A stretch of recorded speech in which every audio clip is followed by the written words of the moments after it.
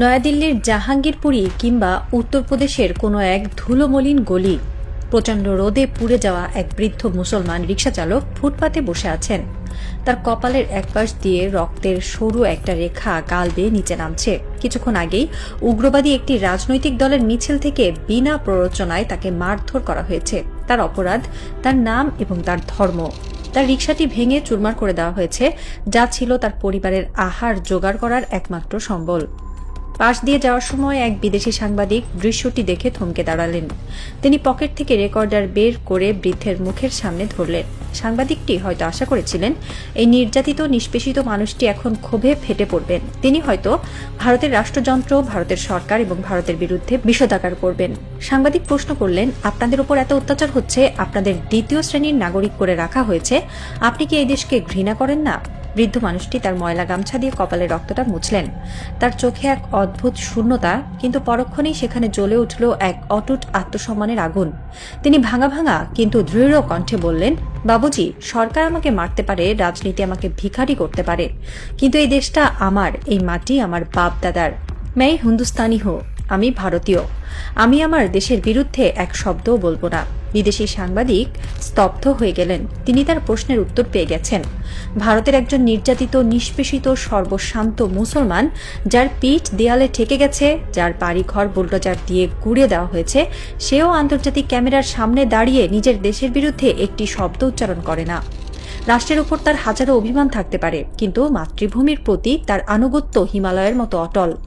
এবার আসুন দৃশ্যপটটা একটু বদলে ফেলি। চলুন ঘুরে আসি 1000 কিলোমিটার দূরে অবস্থিত আরেক শহরের শীতাতপ নিয়ন্ত্রিত এক বিলাসবহুল ড্রয়িং রুম থেকে। রাতের ঢাকা, গুলশান বা বনানীর কোনো এক বিলাসবহুল হাইরাইজ অ্যাপার্টমেন্ট। ঘরের ভেতর নরম আলো, ব্যাকগ্রাউন্ডে বাজছে হালকা জ্যাজ মিউজিক। সোফায় গা এড়িয়ে বসে আছেন একজন উচ্চপদস্থ কর্মকর্তা। তার পরনে ইতালিয়ান ব্র্যান্ডের স্যুট, হাতে স্কচ হুইস্কির গ্লাস। তিনি এই রাষ্ট্রের একজন অত্যন্ত গুরুত্বপূর্ণ এবং সংবেদনশীল পদের অধিকারী। হতে পারেন তিনি সচিবালয়ের কোনো দোর্দণ্ড প্রতাপশালী আমলা, কিংবা রাষ্ট্রের কোনো সংবেদনশীল বাহিনীর শীর্ষ কর্মকর্তা, অথবা হয়তো নীতি নির্ধারণী ফোরামের একজন মাস্টার মাইন্ড। তার সামনে বসা একজন ভিনদেশী কূটনীতিক, নির্দিষ্ট করে বললে পার্শ্ববর্তী সেই শক্তিশালী দেশের ইন্টেলিজেন্স উইং এর একজন প্রতিনিধি। কর্মকর্তাটি হাসি মুখে একটি অত্যন্ত গোপনীয় ফাইলে সই করে কূটনীতিকের হাতে তুলে দিলেন। এই ফাইলটিতে যা লেখা আছে তা বাস্তবায়িত হলে বাংলাদেশের 1000 কোটি টাকার ক্ষতি হবে, দেশের সার্বভৌমত্ব মারাত্মকভাবে হুমকির মুখে পড়বে।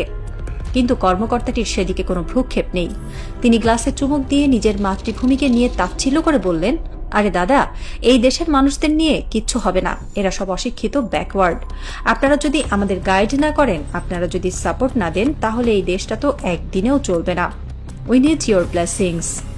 নিজের মাতৃভূমিকে, নিজের দেশের মানুষকে ভিনদেশী প্রভুদের সামনে এভাবে নির্লজ্জর মতো অপমান করতে তার গলার স্বর একবারও কাঁপল না। এই হলো বর্তমান বাংলাদেশের সবচেয়ে রূঢ় এবং ভয়ঙ্কর ট্র্যাজেডি। যে দেশে ভারতের একজন রিকশাচালক নিজের রক্ত দিয়ে দেশের সম্মান কেনে, সেই দেশে আমাদের ট্যাক্সের টাকায় বসে থাকা, আমাদের আলো বাতাস খাওয়া একটা গোষ্ঠী নির্লজ্জের মতো ভিনদেশী প্রভুর জুতো পালিশ করে। ইতিহাসের পাতা উল্টোলে দেখা যায়, সিরাজউদ্দৌলার পতনের জন্য রবার্ট ক্লাইভ যতটা না দায়ী ছিলেন, তার চেয়ে 1000 গুণ বেশি দায়ী ছিলেন মির্জাফর, ইয়ার লতিফ আর ঘসেটি বেগমরা। ক্লাইভ তো তার নিজের দেশের স্বার্থ রক্ষা করতে এসেছিলেন। তিনি একজন ইংরেজ, ব্রিটিশ সাম্রাজ্যের বিস্তার ঘটানোই তার কাজ। এতে ক্লাইভের কোনো দোষ ছিল না, কিন্তু মির্জাফররা তো এই মাটির সন্তান ছিলেন।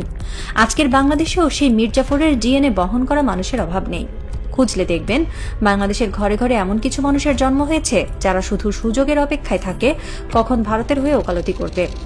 এরা সোশ্যাল মিডিয়ায়, টিভির টক শোতে, পত্রিকার কলামে সারাদিন ভারতের গুণগানে পঞ্চমুখ থাকে। ভারত যখন সীমান্তে আমাদের মানুষকে পাখির মতো করে গুলি করে মারে, তখন এরা নিশ্চুপ থাকে। ভারত যখন পানি আটকে আমাদের ফসল মেরে ফেলে, তখন এরা আবহাওয়া পরিবর্তনের দোহাই দেয়। ভারত যখন আমাদের অভ্যন্তরীণ রাজনীতিতে নগ্ন হস্তক্ষেপ করে, এরা তখন সেটাকে বন্ধুত্বপূর্ণ পরামর্শ বলে চালিয়ে দেয়। এরা কারা? এরা কোনো সাধারণ মানুষ নয়, এরা সমাজের অত্যন্ত প্রভাবশালী অংশের প্রতিনিধিত্ব করে। এরা বসে আছে সচিবালয়ের সবচেয়ে গুরুত্বপূর্ণ চেয়ারগুলোতে, যেখান থেকে রাষ্ট্রের পলিসি তৈরি হয়।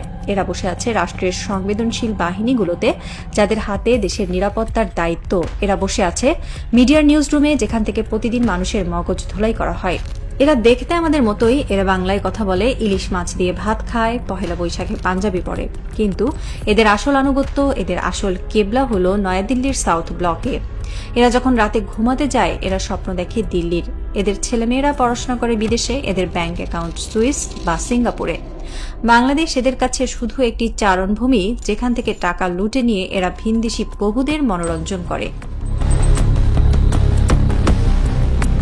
আমরা প্রায় একটা কথা শুনে থাকি, ভারত আমাদের সবচেয়ে বড় শত্রু। সাধারণ মানুষের ক্ষোভ থেকে এই কথাটা বলা হলেও ভূরাজনৈতিক দৃষ্টিকোণ থেকে এই বাক্যটি পুরোপুরি সত্য নয়। সত্য বলতে কি, বাংলাদেশের সবচেয়ে বড় শত্রু ভারত নয়। ভারত একটি বিশাল রাষ্ট্র, তাদের জনসংখ্যা 140 কোটির বেশি, তাদের একটি বিশাল অর্থনীতি আছে, একটি শক্তিশালী সেনাবাহিনী আছে। ভূরাজনীতির নিয়ম অনুযায়ী প্রতিটি শক্তিশালী রাষ্ট্র তার প্রতিবেশী দুর্বল রাষ্ট্রগুলোর উপর আধিপত্য বিস্তার করতে চাইবে।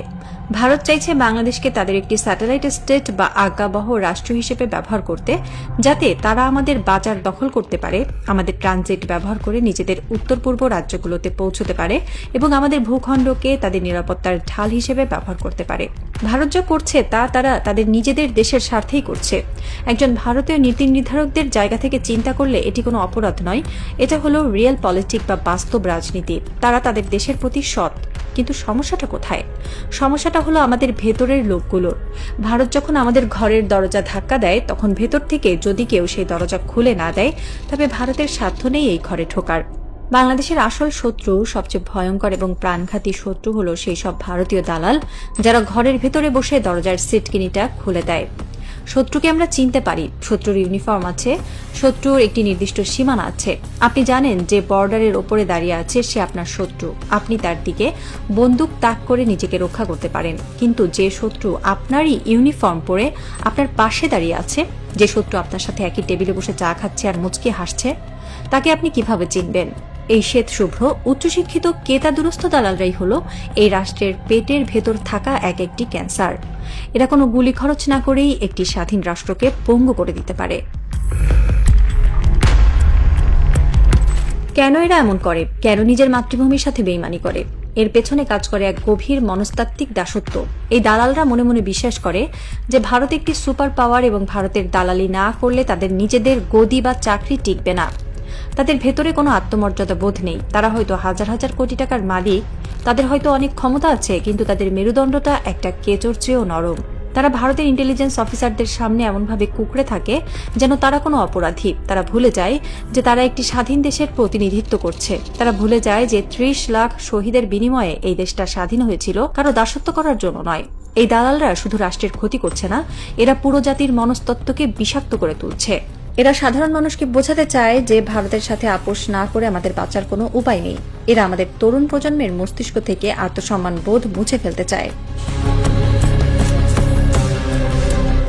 কিন্তু ইতিহাস বলে অন্ধকারের মেয়াদ কখনোই অনন্তকাল হয় না। আজকের বাংলাদেশে হয়তো অনেক দালাল ঘাপটি মেরে বসে আছে, কিন্তু এই মাটি মীর জাফরের পাশাপাশি তিতুমির আর সূর্য সেনেরও জন্ম দিয়েছে।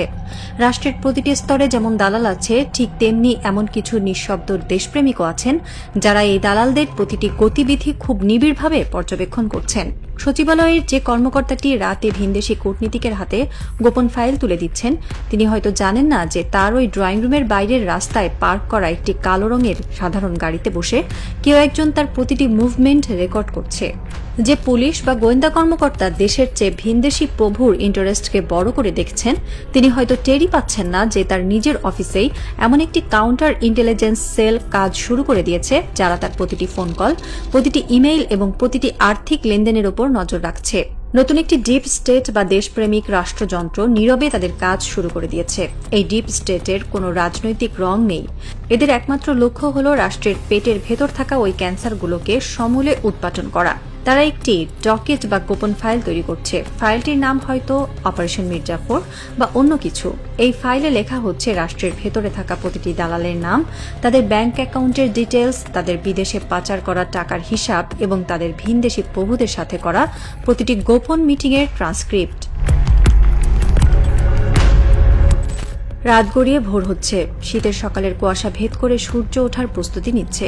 গুলশানের সেই বিলাসবহুল হাইরাইজ অ্যাপার্টমেন্টের কর্মকর্তাটি হয়তো সারা রাত স্কচ খেয়ে এখন গভীর ঘুমে আচ্ছন্ন।